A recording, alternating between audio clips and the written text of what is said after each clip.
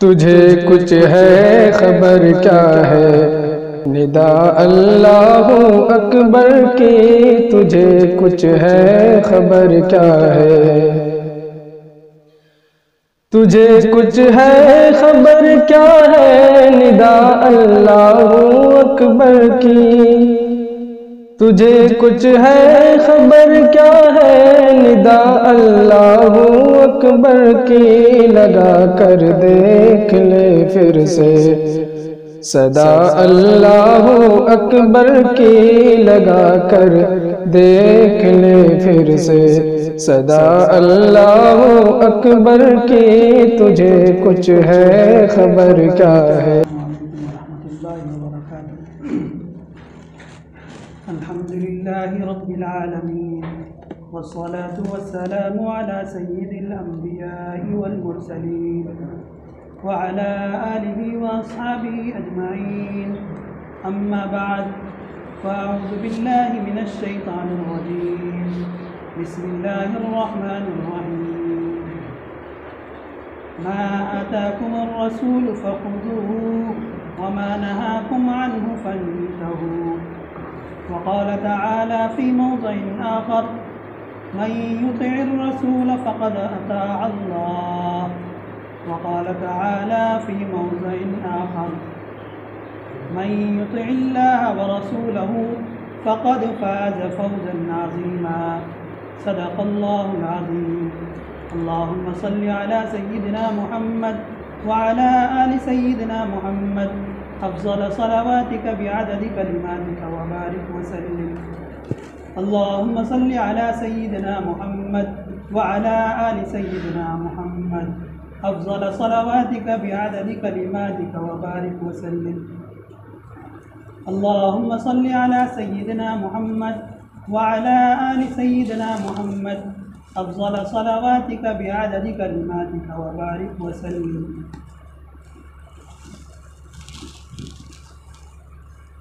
अल्लाह तबारक व तआला ने कुरान करीम में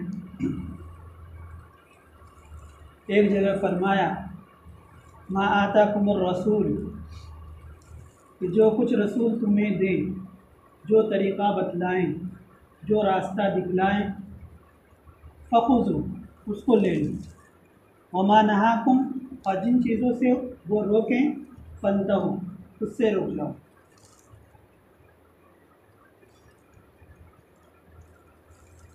अल्लाह के नबी सल्लल्लाहु अलैहि वसल्लम ने,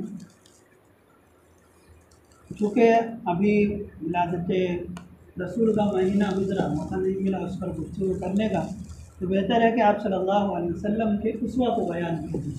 रसूलुल्लाह सल्लल्लाहु अलैहि वसल्लम के तरीक़े ज़िंदगी को ही हमारे लिए नजात का ज़रिया है, वही दुनियावी और उखरवी में। आप गौर करें कि दुनिया में जितने भी मशाहिर आए, फेमस लोग आए, उन्होंने अपनी थ्योरी पेश की। जैसे न्यूटन ने लॉज ऑफ न्यूटन पेश किया, दुनिया बड़ी उसको तवज्जो दी और कदर की निगाह से देखी। उसी तरह से आइंस्टाइन ने भी अपनी थ्योरी पेश की कि जिसके ज़रिए चाँद पर कदम टिकाना आसान हो गया। शेक्सपियर को ले लीजिए, उसने इतनी किताबें लिखी कि बाद के लोग उसको इस तरह से देखते हैं जैसे हम अंबिया और रसूल को दर्जा देते हैं। उसी तरह से एक तैमूर लंग बादशाह गुजरा है, ज़माने में उस दौर में उसको फातिह आलम कहा जाता है कि दुनिया को फतह करने वाला एक वही बादशाह। लेकिन इन तमाम जितने भी मशाहिर गुजरे हैं, बड़े गुजरे हैं दुनिया से, या तो खुद उन्होंने अपनी ज़बान से इकरार किया है, या फिर उनके दुनिया से जाने के बाद दुनिया वालों ने इस बात की तस्दीक की है, गवाही दी है कि अगर इनको और थोड़ा मौका मिल जाता तो ये और ज़्यादा काम होगा। आप न्यूटन को देख लीजिए, किसी की भी ज़िंदगी को देख लीजिए, दुनिया में वो वाहिद शख्स जिन्होंने खुद अपनी ज़बान से ही नहीं बल्कि 1,24,000 के मजमे में कहा था हज्जतुल वदा के मौके पर, क्या लोगों, मैं जिस काम को लेकर के आया हूँ, जिस मकसद को लेकर के आया हूँ, क्या उसमें मैं कामयाब हूँ? 1,24,000 लोगों ने बैक वक्त कहा, या रसूल अल्लाह, आप जो कुछ लेकर के आए थे आप अपने मकसद में कामयाब हैं। तो न खुद रसूलुल्लाह सल्लल्लाहु अलैहि वसल्लम ने इस बात की तस्दीक की, गवाही दी कि मेरी ज़िंदगी जो है कामिल और मुकम्मल है, बल्कि सहाबे किराम जो 1,24,000 का मजमा था, उन्होंने भी गवाही दी कि आपकी ज़िंदगी कामिल और मुकम्मल है। तो आप सल्लल्लाहु अलैहि वसल्लम कि जब ज़िंदगी कामिल और मुकम्मल है तो लोगों को ये बतलाया जाए कि जिन्होंने नाक़िस ज़िंदगी गुजार के दुनिया से गए हैं, अधूरी ज़िंदगी, कि खुद उन्होंने गवाही दी या फिर दूसरे लोगों ने कि इनको और थोड़ा मौका मिल जाएगा तो और, यानी काम अधूरा रहेगा, तो उनके बजाय जिन्होंने पूरी और कामिल ज़िंदगी, मुकम्मल ज़िंदगी गुजारी है, उनके उस्वा को अपनाया जाए, लोगों को बतलाया जाए, तो हमें ज़्यादा फ़ायदा होगा। और सिर्फ दुनियावी फ़ायदा ही नहीं है, दीनी फ़ायदा भी है कि अल्लाह ने कुरान करीम में फरमाया कि मन युतिइल्लाह व रसूला, कि जिसने अल्लाह और उसके रसूल की इताअत की, फरमाबरदारी की, फ़क़द फ़ाज़ फ़ौज़न अज़ीमा, वो बहुत बड़ी कामयाबी हासिल कर ली। ये तो नबी सल्लल्लाहु अलैहि वसल्लम की ज़िंदगी का एक फ़ेज़ है, एक दर्जा है कि हम अगर रसूलुल्लाह सल्लल्लाहु अलैहि वसल्लम की ज़िंदगी को, उनके तरीक़े को अपनाएं तो हमें दुनिया और आखिरत की कामयाबी मिल सकती है, बल्कि मिलेगी। लेकिन नबी सल्लल्लाहु अलैहि वसल्लम की ज़िंदगी का दूसरा फेस ये है कि जिस काम को नबी सल्लल्लाहु अलैहि वसल्लम ने जिस तरीक़े से किया है, उससे बेहतर तरीक़ा दुनिया में और कोई नहीं है।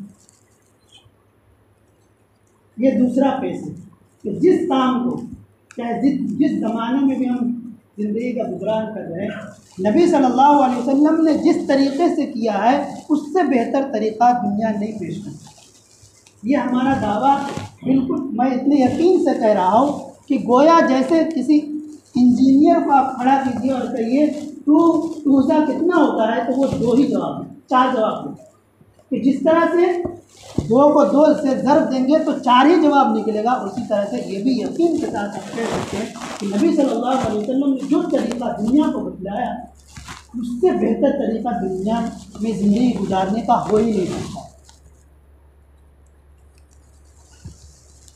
चंद मिसालें मैं पेश करके बात ख़त्म कर देता हूँ। यह हमारा एक दावा समझ लीजिए या कंक्लूजन समझ लीजिए, कुछ भी समझ लीजिए। इंसान के सोने की, जब सोता है, इसकी 4 पोजीशन होती है, 4 तरीके से वो सो सकता है, सोता है। पहला, या तो वो चित सोएगा, यानी मुंह आसमान की तरफ और हमारी पीठ बिस्तर पर, या फिर पट सोएगा, पेट बिस्तर पर और पीठ आसमान की तरफ, या फिर बाएं करवट सोएगा, या फिर दाएं करवट सोएगा। अब हम मेडिकली तौर पर, तिब्बी तौर पर इसका जायज़ा लेते हैं। आया इंसान, ये डॉक्टर कहते हैं ये सब बातें, आया इंसान जब चित सोता है, यानी पीठ बिस्तर पर और सीना आसमान की तरफ, तो उस हालत में आप गौर करेंगे कि हमारी जो रीढ़ की हड्डी है कि बिल्कुल यहाँ से सीधे जाती है और कमर के पास थोड़ी खम हो जाती है, यूँ झुक जाती, यूँ ऊपर है ऐसे। जो जब इंसान चित होता है तो उसका मैदा, किसी का 10 किलो का, किसी का 20 किलो का, किसी का 40 किलो का, और अच्छा खासा खाके भी रहते हैं। तो जब वो मैदा जो है उसका वज़न जो है, ये जो जहाँ पे खम है हमारी रीढ़ की हड्डी, वहाँ वो अपना बोझ डालता है जब इंसान चित्त होता है। इसका नतीजा क्या निकलता है कि साइंस कहती है कि जब किसी खमदार चीज़ पर जो थोड़ी ऊंची हो, उस पर अगर वज़न डालेंगे तो वो सीधा होने की कोशिश करेगी, और जब वो सीधा होने की कोशिश करेगी तो अपने दोनों सिरों पर, इधर और इधर, दोनों जगह असर दिखलाएगी। चुनांचे जब इंसान सोता है, रात भर चित सोया, इसने अपना असर दिखलाया इधर और इधर, तो ये जो गले के मोड़े है यहाँ पर, यहाँ हमारा पेन शुरू हो जाता है, इंजाइना कहते हैं, शायद डॉक्टर साहब जानते हैं, वो शुरू हो जाता है वो दर्द। या फिर लो बैक पेन शुरू हो जाता है। यहाँ आप जिनको भी ये शिकायत है आप उनसे पूछ लीजिए कि आपके सोने की आदत क्या है, तो वो यही कहेंगे कि हम चित सोते। मालूम पड़ा कि चित सोना इंसान के लिए नुकसानदेह। दूसरी बात थी पट सोना। इस हालत में इंसान के जो आते हैं वो आते पतली सी झिरी से लटकी हुई होती है। जब इंसान पट सोता है तो इसका आंत लटक जाती है बीच में, और जब लटक जाती है तो असर उसका कहाँ पड़ता है, वो जो आप एक बकरी ज़बह करें और उसकी अंतड़ियाँ जो है उसको देखेगी, बारीक बारीक सी चर्बी लगी रहती है, उस पर हमारी आंतें अटकी हुई। जब पट सोएंगे तो वज़न वो उन चर्बियों पर पड़ेगा, तो खुदा नखास्ता बाज़ मरतबा ऐसा भी होता है कि वो जो झिल्ली है, वो चर्बी है, वो कहीं से उखड़ जाती है, टूट जाती है। उससे क्या होता है, आंतों में गिरा पड़ जाता है, लग जाता है, और वो जब गिरा लग जाता है हमारे डॉक्टर रियाज सब बताएंगे तो उसका कितना बड़ा ऑपरेशन होता है। पता चला कि पट भी सोना नुकसानदेह है इंसान के लिए। बाएं करवट अगर सोता है कोई इंसान, तो इसमें भी हम देख लें, जब कोई इंसान बाएं करवट सोता है तो उसका सारा सिस्टम ऊपर होता है और पंप दिल नीचे होता है। यानी जब हम सो रहे होते हैं तो हमारा दिल जो है अंडर प्रेशर रहता है, काम कर रहा होता है, उस पर बोझ होता है। गोया इस तरह की जैसे 2 मंजिला पर पानी चढ़ाना हो तो मोटर को पर बहुत ज़्यादा प्रेशर पड़ जाता है, लेकिन ऊपर से अगर छोड़ना हो पानी तो किसी प्रेशर की ज़रूरत नहीं पड़ती है। एक तो ये है। दूसरी है कि इंसान अगर, डॉक्टर कहते हैं कि इंसान जो बाएं करवट सोता है तो चूँकि दिल अंडर प्रेशर रहता है तो उसको डरावने ख्वाब आते हैं, हाथी हमारी तरफ, सांप हम पर अटैक करने के लिए डरावने से ख्वाब, और इनकी नींद भी पूरी नहीं होती। 10 घंटे सो ले फिर भी नींद पूरी नहीं हो पाती।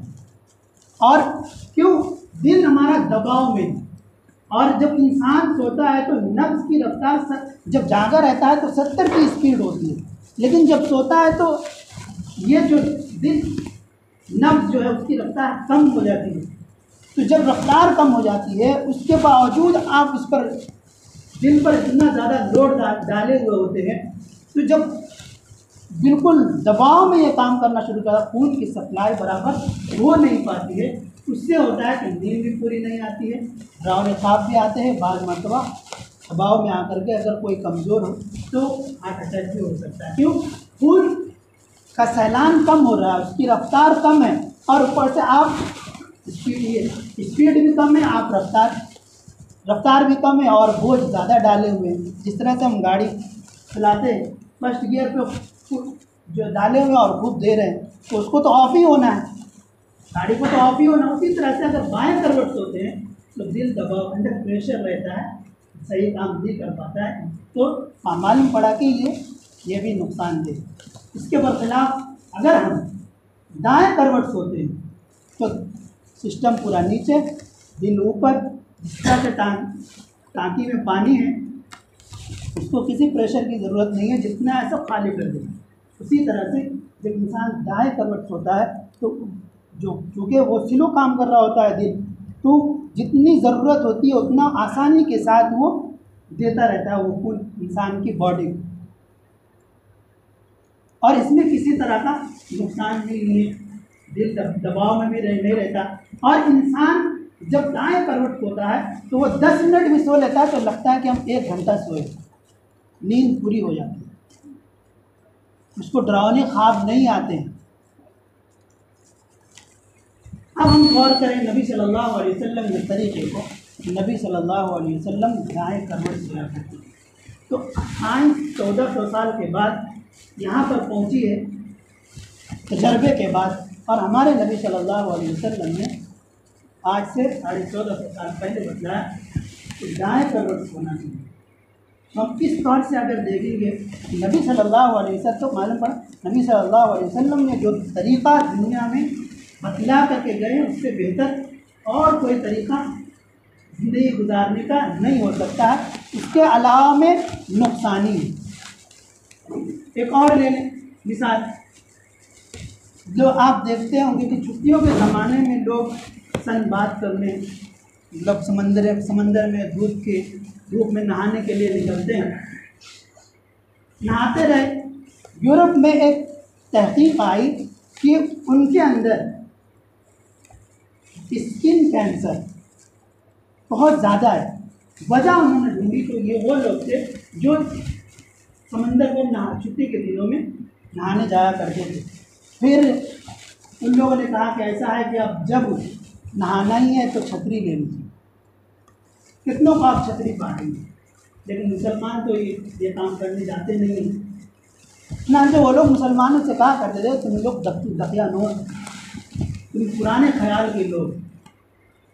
लेकिन हमारे सामने तो नबी सल्लल्लाहु अलैहि वसल्लम की तालीमात, तो उन्होंने तहकीक किया कि ये स्किन कैंसर, जिल्दी अमराज ये क्यों हो रहे हैं कि जब इंसान खुले में वो पानी जो धूप की तपिश से गर्म हुआ हो, क्योंकि उस वक्त अल्ट्रा वायलेट शुआएँ उनसे निकलती रहती है और हमारे जिल्द के टिश्यूज़ में वो जज्ब होती रहती है, उससे ये बरस बीमारी होती है या स्किन कैंसर ये हो सकती है। नबी सल्लल्लाहु अलैहि वसल्लम की तालीमात को देख लीजिए कि नबी सल्लल्लाहु अलैहि वसल्लम के लिए हज़रत आयशा बयान करती है, अस्खलतु माअन फी शम्सी लिरसूलिल्लाह सल्लल्लाहु अलैहि वसल्लम, कि मैंने रसूलुल्लाह सल्लल्लाहु अलैहि वसल्लम के लिए धूप में पानी गर्म किया और मैंने पेश कर दिया।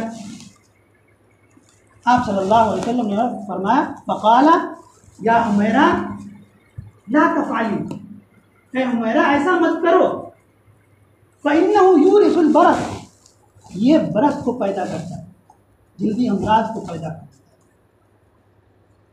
हज़रत उमर रज़ी अल्लाह अन्हु से भी एक हदीस मरवी है इस सिलसिले में। हज़रत उमर रज़ी अल्लाह अन्हु ने फरमाया, ला तग़सिलू बिमाइ शम्स, जो सूरज से गर्म किया हुआ पानी है इससे तुम गुस्ल वज़ू मत किया करो, फ़इन्नहु यूरिसुल बरस, वो बरस को पैदा करता है। आज दुनिया समंदर पर जाने को बड़ा कह रही है, लेकिन फिर वापस आ रही है और छुट्टियों के दिनों में कहीं और गुजारने के लिए नहीं पाई नुकसान। नबी सल्लल्लाहु अलैहि वसल्लम ने 1450 साल पहले बताया कि जो पानी धूप से गर्म हो उससे वज़ू नहीं करना चाहिए, इससे जिल्द खराब हो सकते हैं। मालूम पड़ा कि जो नबी सल्लल्लाहु अलैहि वसल्लम ने फरमाया बतलाया था वही तरीका दुरुस्त और मुनासिब है कि इंसान नुकसान से बच जाता है। अब आते हैं, क्योंकि पानी तक आ गए हैं, वज़ू भी कर लें। तो उलमा ने लिखा है किताबों के अंदर कि वो पानी जो दूध से गर्म हो उससे वज़ू नहीं करना चाहिए, उसको ठंडा होने देना चाहिए। अलबत्ता इसके अलावा अगर चूल्हे पे गर्म कर रहे हैं तो उससे खुद आप सल्लल्लाहु अलैहि वसल्लम ने वज़ू फरमाया, वज़ू किया।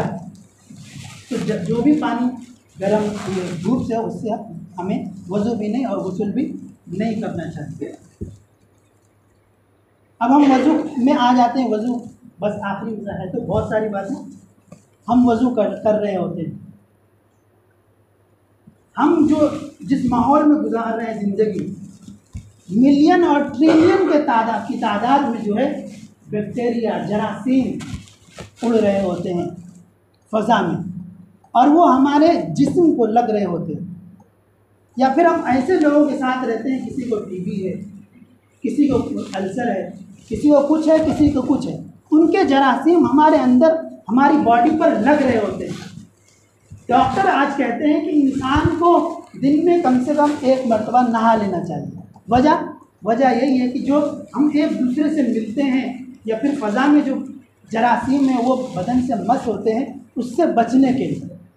लेकिन हम गौर करें, ये ज़्यादा मुनासिब तरीक़ा नहीं है, ज़्यादा महफूज तरीक़ा नहीं है। इंसान एक ही मरतबा नहाया और दिन भर इससे मिला उससे मिला, हम कैसे कैसे लोगों से मिल रहे होते हैं। अगर कोई इंसान सोचिए कि 5 मरतबा वज़ू बनाता है, अच्छा आप गौर कीजिए कि वज़ू के अंदर सिर्फ उन्हीं पार्ट को धोने का हुक्म है, उन्हीं आज़ा को धोने का हुक्म है जो आमतौर पर खुले हुए हैं। नदीम भाई है, जहाँ तक पे नहीं हुए, जाहिर सी बात है दूसरों के जरासीम जल्द कर रहे हैं। कोई भी हो, कोई मिस्त्री है बेचारा यहाँ तक उठाया हुआ रहता है, कोई जरासीम यहाँ तक, फेस हम औरतों की तरह, लेडीज़ की तरह उसको ये नहीं कवर नहीं कर सकते। सर हमारा खुला हुआ होता है, पैर हमारा खुला हुआ होता है, तो यहाँ जरासीम लग रहे होते हैं। तो नमाज के अंदर भी सिर्फ इन्हीं आज़ा को धोने का हुक्म है कि जहाँ इंसान एक दूसरे के जरासीम मुंतकिल होते हैं। अब कोई इंसान अगर 5 मरतबा अगर उसको धोता है तो क्या कोई जरासीम उसके बदन पर रहेगा? नहीं रहेगा। मालूम पड़ा कि वज़ू के अंदर भी हमारे लिए खैर ही है कि बहुत सारे मिलियन और ट्रिलियन जरासीम से हम महफूज रहते हैं। वज़ू के अंदर हम मसा करते हैं, डॉक्टर कहते हैं एक मरतबा नहाना चाहिए, हम मसा करते हैं। मसा यहाँ गर्दन पे जो करते हैं हम, ये डॉक्टर कहते हैं कि दिन में कम से कम 1 मरतबा ये भीगना चाहिए। ये वजह क्या है कि जो रगें हमारे दिमाग से रीढ़ की हड्डी में और फिर पूरे बदन में जो फैल रही हैं, अगर ये खुश्क हो जाए तो इंसान बाद मरतबा नुकसान उठाना पड़ता है उसको। इंसान रगें फट सकती है। नबी सल्लल्लाहु अलैहि वसल्लम ने जो तरीक़ा बताया, अगर कोई 5 मरतबा वज़ू करता है तो फिर ये रगें हमेशा तर जाएंगी। आ जाए मिसवाक पर। आज डॉक्टर कहते हैं तजर्बे के बाद कि आप भले सुबह में ब्रश करें या ना करें, रात में सोने से पहले आप ब्रश जरूर कर लिया करें। वजह उन्होंने लिखी कि दिन भर इंसान काम कर रहा होता है, बात कर रहा होता है, किसी न किसी चीज़ में लगा हुआ होता है, तो उनके दांतों के खलियों में, उनके बीच में जो जरासीम होते हैं वो भी मिलियन और ट्रिलियन की तादाद, जिनको काम करने का, अपना काम करने का यानी नुकसान पहुंचाने का मौका नहीं मिलता है। लेकिन जब इंसान सोता है तो उसको आज़ादी मिल जाती है और वो हमारे दांतों के अंदर खराबियाँ पैदा करना शुरू कर देता है। इसलिए डॉक्टर कहते हैं कि आप सुबह में मुँह धोएं या ना धोएं, ब्रश करें या ना करें, मिसवाक करें या ना करें, रात में सोने से पहले ज़रूर कर दिया करें। आ जाए हम नबी सल्लल्लाहु अलैहि वसल्लम ज़िंदगी को टटोलते हैं। हज़रत आयशा रज़ी अल्लाह अन्हा बयान करती हैं कि नबी सल्लल्लाहु अलैहि वसल्लम सोने से पहले भी वज़ू फरमाया, सोने से पहले भी वज़ू फरमाया कि जितने जरासीम है वो निकल जाए, सोने से पहले मिसवाक किया करते थे। तो मिसवाक करने से सारे जरासीम निकल रहे और इंसान आज़ादी के साथ सो सकता है। जो बैक्टीरिया है, जरासीम है, उसका नुकसान उसको नहीं पहुंचेगा। नबी सल्लल्लाहु अलैहि वसल्लम सिर्फ सोने ही से पहले सुबह में करते थे, हर नमाज के वज़ू से पहले आप सल्लल्लाहु अलैहि वसल्लम मिसवाक किया करते थे। तो साइंस कहाँ पहुँच रही है? उसी जगह पहुँच रही है, उसी दरख्त के नीचे पहुँच रही है आज, जहाँ जिस पर मेरे रसूलुल्लाह सल्लल्लाहु अलैहि वसल्लम, मेरे महबूब का साया पड़ा हुआ है। पहले कहते थे सुबह में कीजिए, आप कह रहे हैं सुबह में कीजिए या न कीजिए, रात में ज़रूर कीजिए। नबी सल्लल्लाहु अलैहि वसल्लम इसी में देते हैं कि हमेशा कभी भी बिना मिसवाक करे वो नबी सल्लल्लाहु अलैहि वसल्लम कभी सोए नहीं। और भी हम वज़ू के ही पार्ट में गौर कर लें या फिर आखिरी मिसाल लेने, इंशाअल्लाह फिर अगले दिन में किसी भी बात करने मुमकिन हुआ। एक नोबेल प्राइज़ विनर डॉक्टर है, उन्होंने बहुत ज़्यादा मेहनतें की, उनसे इंटरव्यू लिया गया कि आपको ये जो नोबेल प्राइज़ मिला ये किस बुनियाद पे मिला, किस वजह से? तो उन्होंने कहा कि हमने एक वर्जिश जो है दुनिया के सामने मुतारफ़ करवाया है। कौन सी वर्जिश है, क्या है? तो क्या मैं रोज़ाना आधा घंटा उल्टा खड़ा होता है, रोज़ाना आधा घंटा उल्टा खड़ा होता हूँ। तो जी वजह क्यों? तो उसने बतलाया कि उसकी वजह ये है कि हम दिन भर आम हालत में जो सीधे चल रहे होते हैं, दिमाग हमारा ऊपर की तरफ है, जो खून है नीचे तो आसानी के साथ सप्लाई कर देता है, लेकिन ऊपर जो है ज़रा मुश्किल है। इसलिए अगर कोई इंसान आधा घंटा उल्टा खड़ा हो तो उसका दिल जो है उसके कानों के अंदर, आँखों के अंदर, चेहरों के अंदर, दिमाग के अंदर खून बआसानी पहुंचा देता है और वो तरोताज़गी महसूस करने लग जाता है। अच्छा, फिर हम आ जाए, उनसे कोई कहा जाए कि अगर कोई इंसान 5 मरतबा अपने सर को नीचे कर लेता है तो इसको किसी तरह उल्टा लटकने की ज़रूरत नहीं। हम सजदा करें, खुद ब खुद हमारा खून इधर दिमाग की तरफ और कानों की तरफ सप्लाई करेगा और हमारा, आप नमाज के बाद फील कर रहे होते हैं। और जिन्होंने लंबा सजदा करते हैं उनके चेहरों पर और ज़्यादा रौनकें देखी जाए। आज हमारी औरतों का अगर मालूम हो जाए, एक डॉक्टर ने कहा, पूछा कि आपको मालूम है कि जो लोग नमाज पढ़ते हैं या फिर औलिया अल्लाह होते हैं उनके चेहरे पर नूर किस तरह का होता है? खुद उन्होंने बताया कि चूँकि वो लंबे सजदे करते हैं, खून उनके पूरे ऊपर के हिस्से में चला गया होता है, इसीलिए उनके चेहरों पर तरोताज़गी होती है और वाशाश और बशाश होते हैं और उनके चेहरे चमक रहे होते हैं। फिर उन्होंने खुद ऐड किया कि अगर आज की औरतों को मालूम हो जाए कि लंबे सजदे करने से हमारे चेहरे ऐसे निखरेंगे तो वो हज़ारों और लाखों की क्रीम इस्तेमाल करना छोड़ करके लंबे सजदे में घंटों गुजारेंगे। तो नोबेल प्राइज़ उल्टा लटकने के लिए लेकिन मिल रहा है, लेकिन हमारे अंदर तो हर 5-5 मरतबा आप सर को नीचे कीजिए और बिल्कुल फ्रेश हो जाएंगे, बिल्कुल ताज़ा दम हो जाएंगे। ऐसा महसूस होगा कि बिल्कुल चेहरा खिला हुआ। तो मालूम पड़ा कि जो नबी सल्लल्लाहु अलैहि वसल्लम ने जो तरीक़ा दुनिया को बतलाया है उससे बेहतर तरीक़ा साइंस तजुर्बा कर रही है, मेहनत कर रही है, लेकिन आखिर में कहाँ पहुँचती है? जहाँ हमारे नबी सल्लल्लाहु अलैहि वसल्लम के कदमों के निशानात हैं वहीं पहुँच रही है। भाई दूसरे इससे फ़ायदा उठा रहे हैं, हम जो हमारे पास है हम खुद उससे नफ़ा नहीं उठा रहे हैं। आज से 1400 साल पहले वो लोग नफ़ा उठा रहे गए बिना रीज़न जाने। आज हम हर चीज़ में उसका रीज़न तलाश करते हैं। ये कंप्यूटर का ज़माना है, साइंस का ज़माना है, हर चीज़ को साइंसी तौर पर हम लोग देखते हैं, इसीलिए वो चंद निकालें साइंसी तौर पर अच्छी चीज़ पर पेश कर दें। की ज़िंदगी से बेहतर और तरीक़े ज़िंदगी से बेहतर कोई और तरीक़े ज़िंदगी कोई अलग निकाला हमें